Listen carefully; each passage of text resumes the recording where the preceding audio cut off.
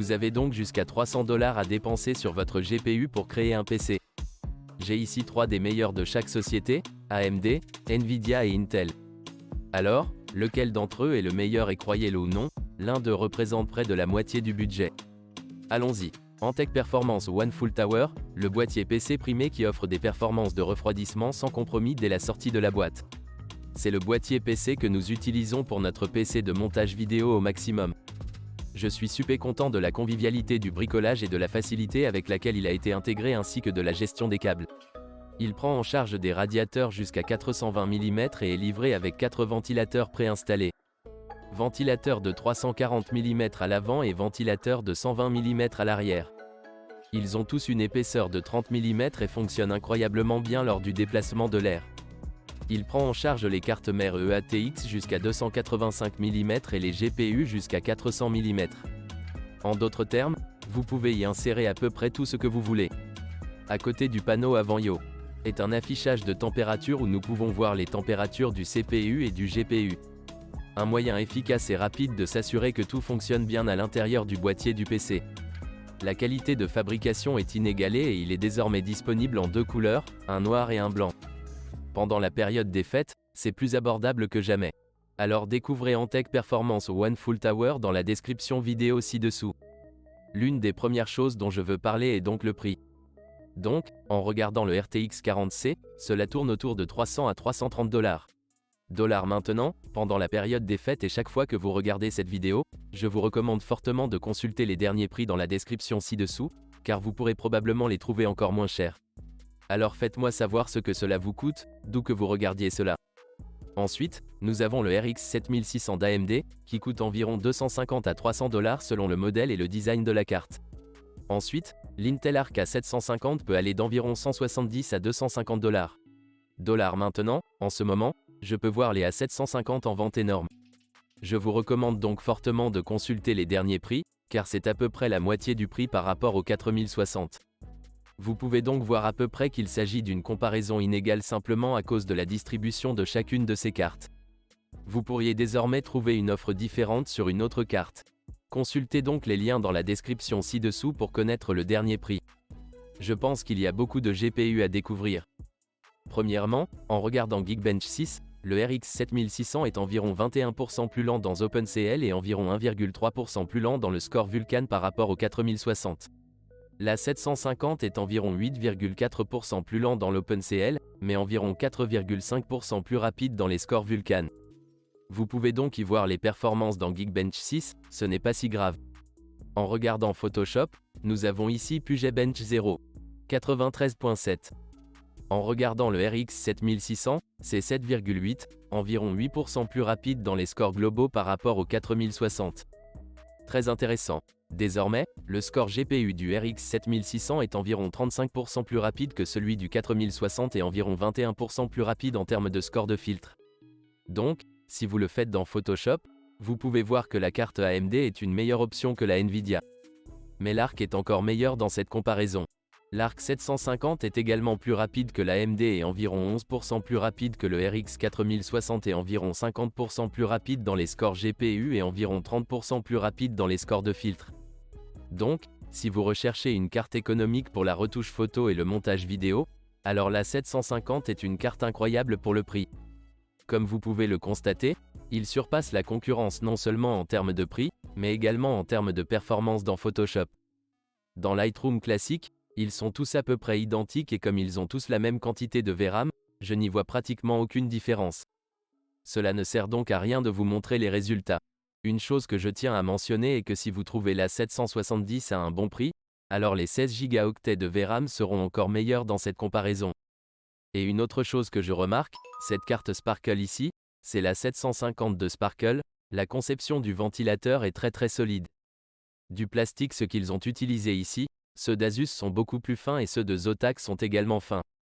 Mais ces ventilateurs à 750 et le design de cette carte semblent de bien meilleure qualité qu'aucun de ces deux ici et sont également les moins chers. Passons au montage vidéo, Premiere Pro 23.6 et PugetBench 0, 98 dessus. La carte Nvidia est la référence. Le RX 7600 est environ 7,4% plus rapide dans les scores étendus et environ 12,3% dans les scores globaux standards. Et si vous regardez le long-up ou intra-frame, alors la carte AMD fonctionne en fait un peu mieux que la 4060. C'est environ 81% plus rapide sur le RX 7600. C'est donc un énorme L pour la carte Nvidia. Désormais, les effets GPU sont plus rapides sur la carte Nvidia et c'est ce que nous voyons généralement, les cartes Nvidia fonctionner bien mieux là-dedans. Mais en même temps, Premiere Pro n'est pas si lourd en effets GPU de toute façon. Vous allez donc vraiment devoir charger environ 40 de ces effets pour commencer à voir une différence. Je dirais donc que la 7600 est une très bonne option pour cela. Quelque part entre les cartes AMD et Nvidia. Comme vous pouvez le constater, elle est environ 3,4% plus rapide et environ 8,5% plus rapide que la carte Nvidia, mais toujours légèrement plus lente que le RX 7600. Mais pas de tout. Si nous regardons le score intra-image, vous pouvez voir que la 750 est le plus rapide du peloton. Et même les effets GPU dans les deux instances, les scores étendus et standards, sont les plus rapides sur la 750. Et la raison pour laquelle je parle de H264 et 5 dans les scores étendus est plus rapide sur les cartes AMD et Nvidia que sur la 750. Le reste des scores est vraiment meilleur pour les autres cartes. Mais il y a une énorme amélioration des performances avec la version Premiere Pro 24.0 où cette A750 obtient encore plus d'amélioration des performances et utilise encore plus l'accélération matérielle de leur moteur multimédia et surpasserait en fait les performances. Et nous avons largement battu ces deux cartes car maintenant, les moteurs multimédia Intel à l'intérieur de l'A750 sont enfin utilisés et nous pouvons obtenir une accélération plus forte pour H264 et H264. Long-up y marque des points. Ce qui signifie qu'en fait, la carte Intel ici est un choix très intéressant car elle est la moins chère et les surpasse. Passons à After Effects. Et ici, l'A750 s'est écrasé sur le benchmark. Je ne dis pas que cela ne fonctionne pas sur le programme, mais le benchmark s'est simplement écrasé et je n'ai pas pu le faire fonctionner, donc nous allons simplement laisser celui-là là-bas. C'est donc entre les équipes rouges et vertes. Et AMD est en réalité plus lent dans chaque cas. Le 4060 prend mieux en charge After Effects, je ne peux donc pas nier que Nvidia est meilleur pour After Effects.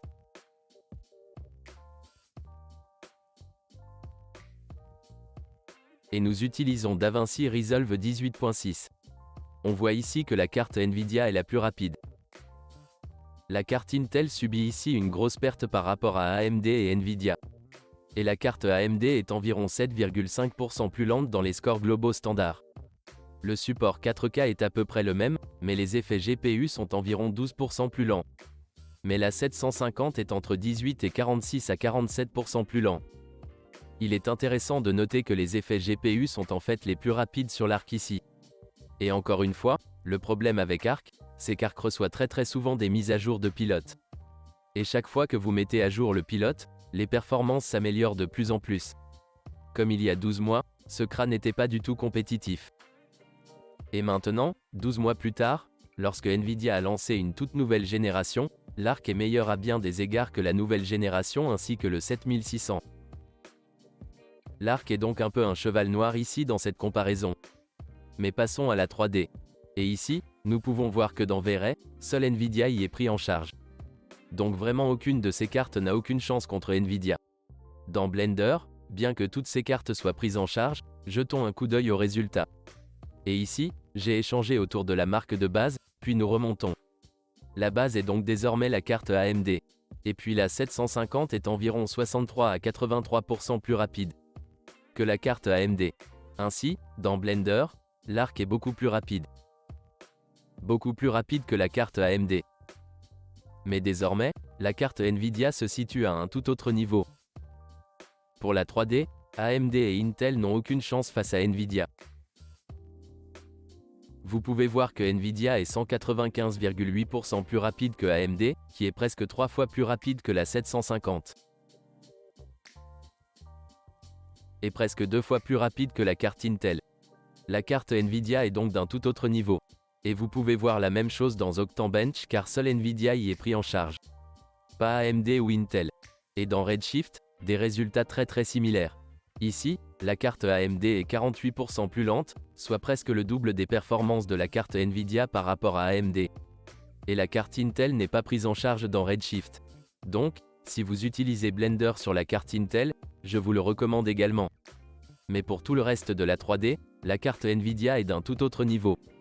Ainsi, même l'option budgétaire ici est 3 fois plus rapide dans Blender par rapport à certains de ses concurrents. Maintenant, en conclusion, quelle carte devriez-vous vous procurer? Maintenant, cela dépend de votre flux de travail et de ce que vous faites. Je vous recommande donc fortement de consulter également les liens dans la description ci-dessous pour obtenir les derniers prix et le meilleur prix pour vous. Mais ce que je dirais, c'est que celui d'Intel est un énorme cheval noir dans cette compétition. Cette version Sparkle également, vous pouvez l'obtenir avec 2 ou 3 ventilateurs et vous pouvez l'obtenir à très bas prix. Je vois que certaines d'entre elles coûtent 170 $. Pour ce prix, un certain nombre de ces cartes ont vraiment du sens car elles sont beaucoup moins chères et vous pensez simplement que pour le montage photo et vidéo, c'est insensé. Droite. Parce que ce n'est pas seulement moins cher mais aussi meilleur que certaines de ces cartes. Maintenant, disons que nous n'avons pas de réduction sur le fait que vous avez une bonne affaire sur la carte AMD. L'AMD 6600 n'est effectivement pas un mauvais choix. C'est très bien pour le montage photo et vidéo. L'inconvénient est la 3D, donc ça ne va pas très bien se former là-dedans. Mais cela dépend simplement de l'endroit où vous allez la trouver, du prix de cette carte et de votre flux de travail. Mais en même temps, si vous faites de la 3D, la carte Nvidia n'a pas de concurrence. Dans presque toutes ces cartes, la carte Nvidia est tellement plus rapide que c'est absolument ridicule. Droite. Alors la 3D, obtenez Nvidia. Pour l'édition de photos 3D sur 4D, je dirais vraiment que l'ARC est une option moins chère et meilleure que celle d'AMD. Mais si la carte AMD bénéficie d'une meilleure offre, ce n'est pas un mauvais choix si vous obtenez celle-ci. Mais aimez-vous ce design bleu de carte ou est-ce un peu bizarre? Faites-moi savoir ce que vous pensez dans la section commentaires ci-dessous. De plus, si vous souhaitez construire vous-même un PC au meilleur rapport qualité-prix, mes guides de construction se trouvent dans la description ci-dessous. Ils sont totalement gratuits. Quel que soit votre budget, il y en a un pour vous. À bientôt.